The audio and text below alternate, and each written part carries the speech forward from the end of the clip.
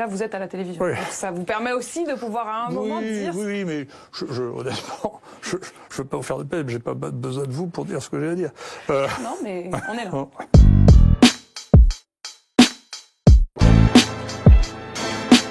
Est-ce que vous n'en avez pas assez de ces polémiques ou... Non, franchement, je m'en fiche. Mais alors, ça m'indiffère à un point qui est troublant. Vraiment? Ah oui, complètement. Le défaitisme, c'est-à-dire on peut pas faire les tests et donc on va rien faire. On va dire aux gens, vous restez chez vous, on vous teste pas, on vous soigne pas et attendez que ça passe en prenant du Doliprane. Pour moi, c'est la même chose que 40. Les médecins, ils ont toujours soigné les malades. Vous pouvez pas dire aux médecins de pas soigner les malades. Enfin, c'est contraire au principe même de la médecine. Les médecines du temps d'Hippocrate, déjà, ils donnaient quelque chose aux gens qui étaient malades. Quand vous êtes malade, vous allez voir un médecin, vous n'allez pas repartir en disant on peut rien faire pour vous, attendez chez vous de voir si vous êtes insuffisant respiratoire. Enfin, c'est pas un acte médical. Le médecin, il doit soigner les malades. C'est son truc. Et si vous vouliez convaincre, pourquoi n'avoir pas fait cette étude en parallèle avec un groupe témoin? Non mais écoutez, on a encore une fois, vous vous trompez, c'est-à-dire que vous écoutez trop la télévision. Certains parlent d'une seconde vague. Non mais je sais pas d'où ça sorti, c'est encore une espèce de fantaisie ça. J'ai l'opinion que si vous voulez des infections respiratoires dans lesquelles il y a des secondes vagues, il n'y en a pas, donc je vois pas pourquoi il y en aurait pour celle-là, quoi. Donc pour l'instant, je suis très serein avec moi-même. Moi, je cherche l'estime de moi-même. La vôtre, je m'excuse. Je suis content si vous me trouvez très bien, mais en réalité, ça change pas ma vie, vous voyez. Vous avez été décrit par certains comme un druide, comme un rocker, comme un gourou, comme un génie ou même comme un fou. Est-ce que vous vous reconnaissez dans l'une ou l'autre de ces expressions? Non, pas du tout, puis je m'en fiche, honnêtement. Vous vous en fichez? Vous avez joué un peu de ça, non? Pas du tout. Non, mais vous croyez vraiment que je joue? Enfin, vous n'êtes pas lucide.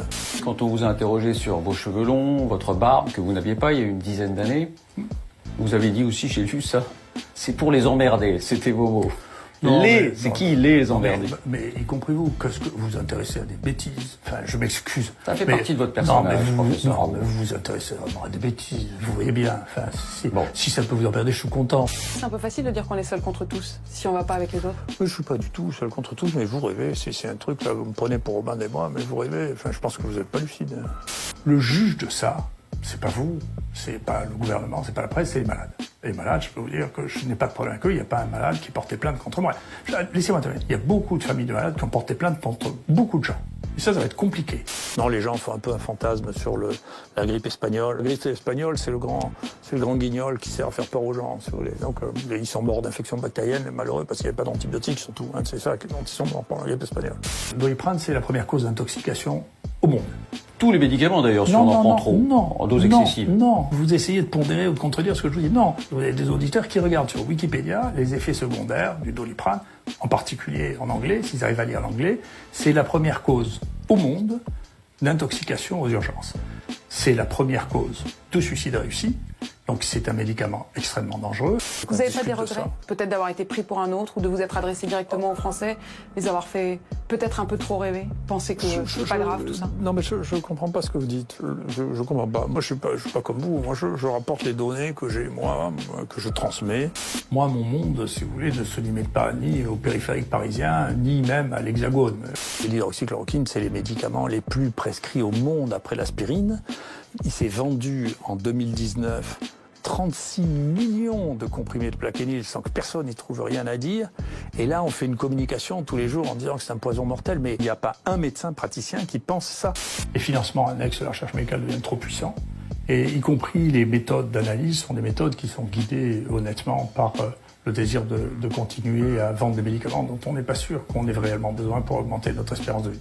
Il y a aussi une réflexion à avoir sur la durée des brevets. Si les brevets ne durent que 20 ans, il faut trouver une nouvelle molécule pour faire de l'argent. Est-ce que l'on est crédible parce que l'on est nommé ou est-ce que l'on est crédible parce que l'on est crédible tout court? C'est spectaculaire, c'est la première fois que sont dans les pays les plus riches qu'on ait la plus forte mortalité quand même. Hein. Et ça, c'est à cause du traitement? Pour l'instant, c'est surtout la cause de pas de traitement. On est les seuls à pas avoir traité aussi. Hein. Je sais que j'ai des liens avec l'Afrique, mais mes amis africains rient beaucoup. Avec la chloroquine et l'oxychloroquine, ça fait beaucoup rire. Hein.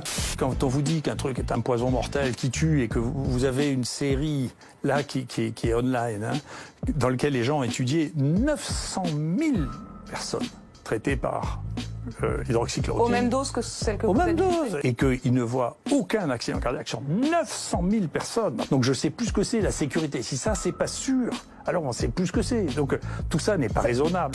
Moi, je suis content de m'expliquer la médecine, mais globalement... Non, pardon, encore une fois, je donne les arguments. Non, mais je vous remercie. C'est beaucoup de ceux c'est intéressant. Entend, Généralement, c'est ce que je dis quand mes étudiants me disent une bêtise, je leur dis c'est intéressant. Donc c'est intéressant. Non, mais honnêtement, si un jour on se met à réfléchir sur l'histoire de l'hydroxychloroquine, qui est quand même l'histoire moi la plus fantasque que j'ai entendue en médecine de ma vie. D'accord. C'est-à-dire un médicament qui existe depuis 80 ans, qui a été prescrit peut-être à un tiers de la population du monde, qui en France est vendu à 36 millions de pilules par an, et d'un coup il y a toutes les autorités qui commencent à dire que c'est un truc épouvantable, criminel, qu'on va mourir tous d'arythmie cardiaque parce qu'on prend ce truc.